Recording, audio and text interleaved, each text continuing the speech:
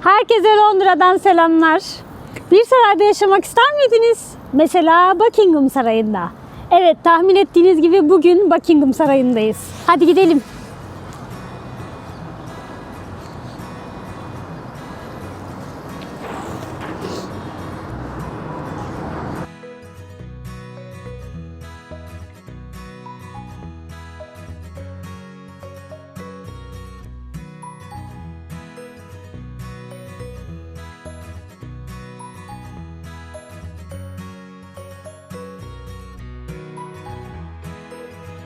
İngiltere Kraliyeti'nin resmi ikametgahı ve çalışma ofisi olan Buckingham Sarayı, Londra'ya gelen turistlerin en çok ziyaret ettiği noktalardan bir tanesi. Bunun nedenlerinden bir tanesi çok büyük ve gösterişli bir bahçesi olması, tarihi bir binaya sahip olması ve bunların yanı sıra İngiliz kraliyet ailesinin burada yaşıyor olması.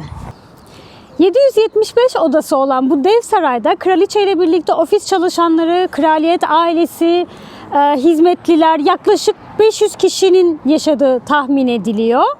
Burası kraliyet ailesinin resmi ikametgahı. Bunun yanı sıra resmi görüşmelerin, devlet görüşmelerinin yapıldığı, diğer ülkelerin devlet adamlarının karşılandığı, baloların, ziyafetlerin düzenlendiği yerde aynı zamanda burası.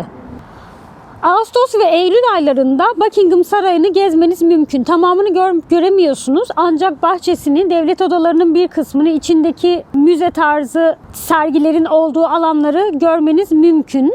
Şu anda tabii ki pandemiden dolayı tamamen kapalı, şu anda göremiyorsunuz ama dediğim gibi normal koşullarda Ağustos-Eylül aylarında gezebiliyorsunuz. Bu arada olur da bir gün Buckingham Sarayı'nı ziyarete gelirseniz Buckingham Sarayı'nın üstündeki bayraklara dikkat edin. Eğer kraliyet arması varsa kraliçenin şu anda burada olduğunu gösteriyor. Eğer Birleşik Krallık bayrağı varsa kraliçenin şu anda burada olmadığını gösteriyor. Yani gördüğümüz üzere kraliçe şu anda Buckingham Sarayı'nda değil. Birleşik Krallık'ta posta kodları belli bölgelere veriliyor. Posta kodunuzu verirken sokak numaranızı, kapı numaranızı da vermeniz gerekiyor. Ancak söz konusu kraliçe ve Buckingham Sarayı ise bunun bir istisnası var. Evet, sarayın kendine ait bir posta kodu var. Eğer kraliçeye mektup yazmak, hediye yollamak istiyorsanız bu posta kodunu sizin için paylaşıyorum. SW1A1AA. Kraliçeye mektup yazarsanız bizden selam söylemeyi unutmayın. Tabii söz konusu Buckingham Sarayı olunca nöbet değişimlerini görmeden olmaz. Kraliçenin askerleri olarak bilinen kırmızı üniformalı, şu anda kış olduğu için gri üniformaları var üstlerinde ama her gün saat 11'de bu yaz-kış uygulaması değişiyor, onu kontrol edebilirsiniz. Görev değişimi yapıyorlar ve tabii Buckingham Sarayı'na ziyarete gelecekseniz muhakkak bunu izleyecek şekilde yapın programınızı. Kraliçenin sanat galerisi de görmeniz gereken yerlerden bir tanesi. İçinde çok ünlü ressamların eserleri var. Çok gerçekten güzel, değişik şeyler görebilirsiniz. Özellikle saat koleksiyonu çok eski zamanlardan, çok eski krallardan beri dünyadaki tüm saatlerin toplandığı ve bir araya getirildiği bir yer. 7 görkemli avizesi bulunan taht odasında Kraliçe Elizabeth ve Philip'in taç giyme töreninde kullandıkları tahtlar sergileniyor. Buckingham Sarayı'na gelen ziyaretçiler 3 salondan geçiyorlar. Öncelikle Yeşil Salon'dan geçiyorlar. Arkasından Beyaz Salon'da kraliyet ailesinin son bir kere ziyaretçilerle karşılaşmadan önce son bir kere buluştukları yer Beyaz Salon ve arkasından da Mavi Salon'dan geçerek ziyaretçileriyle bir araya geliyorlar. İngiltere deyince tabii ki aklımıza atlar geliyor. 1760 yılından kalma altın kaplamalı at arabası bugün hala resmi ziyaretlerde, özel günlerde kullanılmaya devam ediyor. Özellikle kraliyet düğünlerinden aşina olduğunuzu tahmin ediyorum. Aslında sarayda gezilip görülebilecek yerleri ana hatlarıyla bahsetmiş oldum. Müzik odası yine vaftiz törenlerinin yapıldığı ve ziyaretçilerin ağırlandığı yerlerden bir tanesi müzik odası görülebilir. Balkon bildiğiniz gibi sarayın en popüler yerlerinden bir tanesi. Bu arada açıklamalara bir link bırakıyorum. Eğer merak ediyorsanız Buckingham Sarayı'nı 360 derecelik bir açıyla görebilirsiniz. Şimdi benim en sevdiğim kısmındayız. Size tarihinden bahsedeceğim. Burası Tyburn Nehri'nin geçtiği bir alan ve bu kocaman bahçenin ve sarayın olduğu yerler eskiden tamamen bu nehrin civarında kocaman bataklık bir alanmış. Burası bir dönem tabii kraliyete ait bir alan burası. Bazı kralların döneminde at binicilik için kullandıkları, bazılarının av için kullandıkları bu bahçe bir dönemde ekonomik yetersizliklerden dolayı 1. James döneminde 1600'lerde ipek böceği yetiştiriciliği için kiralanıyor. O dönemde ipek böceği tabii ki böyle padişahların, kralların giydiği kıyafetler, aristokratların giydiği kıyafetler ipekten ve çok değerli bir ürün. 1703 tarihinde Buckingham Dükü burada bir konut inşa etmek için bu bahçenin bir kısmını satın alıyor ve bir konut inşa ediyor. 1761 tarihinde 3. George karısı için bu konutu satın alıp ona hediye ediyor ve 3. George'un 15 çocuğuyla karısı burada yaşıyorlar. O dönemde kraliçenin evi olarak anılıyor bu konut çok uzun bir zaman. 1824 tarihinde Kral George burayı yeniden dekore etmeye karar veriyor ve bunun için de gerçekten ciddi bir masraf yapıyor. Hatta halkın bir kısmının bu masrafları protesto ettiği de söyleniyor. Ancak Kral George'un tadilatı, burayı yaptığı dekorasyon bitmeden ölüyor. Saçın başın düzgün mü? Evet. Yani saçının düzgün olması ihtimali yok sevgilim. Hadi devam et.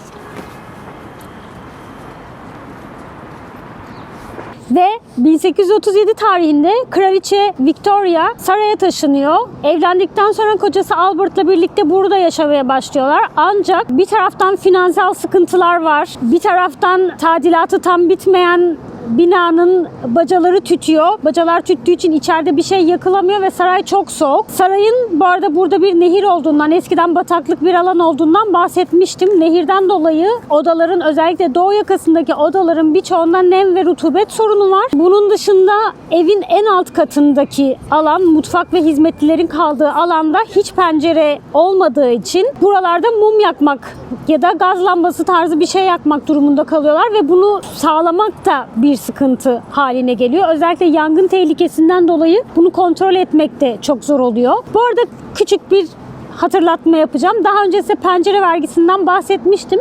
Ve o zaman da aristokratların evlerinin en alt katlarındaki alanların genellikle pencerelerinin vergiden kaçmak için kapatıldığını söylemiştim.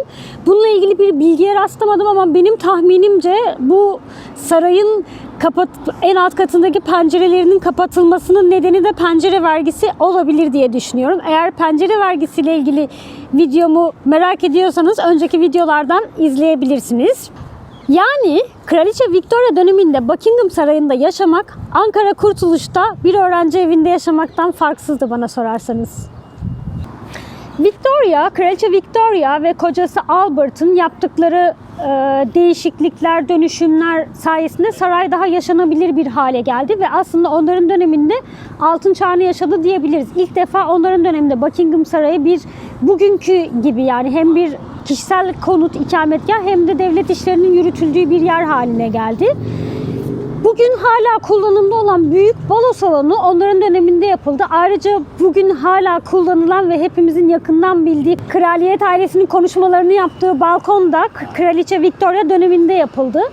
Kraliçe Victoria döneminde bu balo salonu gayet aktif olarak kullanıldı. Buradaki yapılan balolar gerçekten İngiltere tarihinde çok bahsedilen balolardır ve o dönem İngiltere'nin, yani en azından Londra'nın kalbi kesinlikle Buckingham Sarayı'nın balo salonunda atılıyordu. Büyük balolar, büyük partiler burada yapılıyordu. Aslında şöyle, doğru olmasa da şöyle bir benzetme yapabiliriz belki. Hani bizim işte Lale Devri dediğimizde aklımıza nasıl kağıthane geliyorsa.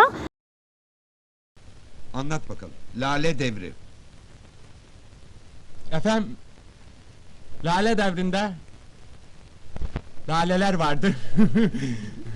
Bu laleler Laleli'de satılırdı. İngiltere tarihinden bahsederken de Victoria dönemi dediğimizde aklımıza direkt Buckingham Sarayı geliyor. Buckingham Sarayı Victoria döneminin bir ikonu gibi düşünebilirsiniz. Victoria döneminin bu zenginliği biraz da tabii ki sanayi devriminin artık İngiltere'ye bir maddi anlamda bir güç kazandırmasıyla da çok alakalı. Bir taraftan işçiler 20 saat çalışıyor, gün yüzü görmeden çalışıyorlar, fabrikalarda çalışma koşulları çok ağır, çocuk ve kadın işçiler çok düşük ücretlere çalıştırılıyorlar. Böyle bir dönemden bahsediyoruz. Bu işçi sınıfı için dünyanın karanlık yüzü olan bu hikaye Victoria döneminde Buckingham Sarayı'nda, balolarda, partilerde modayı takip etmekle karşılık buluyor aslında. Yani işçilerin alın teri döktüğü ve ülkeyi kalkındırdığı bir dönemden bahsediyoruz ama bunun kaymağını tabii ki işçiler değil, aristokratlar ve kraliyet ailesi yiyor. Buckingham Sarayı'nın önünde gördüğünüz bu beyaz mermerden yapılma heykel Victoria anısına onun oğlu tarafından diktirilmiş. Bunun 3 yüzü var. Bunlardan bir tanesi Kraliçe Victoria'nın olduğu. Bir tanesinde çocuklarla gördüğümüz hali kraliçenin anneliğini temsil ediyor. İşte kılıçla gördüğümüz hali kraliçenin aslında kraliyet ailesinin bir üyesi olmasını, o askeri yanını temsil ediyor ve bir tarafında aynayla görüyoruz. Bir tarafında da 4 yüzü var. Bir tarafında da kraliçenin kendisini görüyoruz. Bu anıtı oğlu Kraliçe Victoria anısına yaptırıyor ve çok beğeniyor. Yapan mimara da şövalyelik unvanı veriliyor. Bunu da belirtmiş olayım. Kraliyet ailesinin her bir üyesi, dönemi, yaşadıkları, ettikleri gerçekten tek tek anlatılacak enteresan hikayelerle dolu. Bunların hepsini tabii ki ele almak mümkün değil ama sonraki videolardan bir tanesinde en azından genel hatlarıyla kraliyet ailesiyle ilgili bir video yapmayı düşünüyorum. Umarım sizler de beğenirsiniz. Bu haftalık bu kadar. Beni dinlediğiniz için teşekkür ediyorum. Londra yağmurlarıyla size veda ediyorum. Videolarımı beğenmeyi ve kanalıma abone olmayı unutmayın. İyi hafta sonları diliyorum.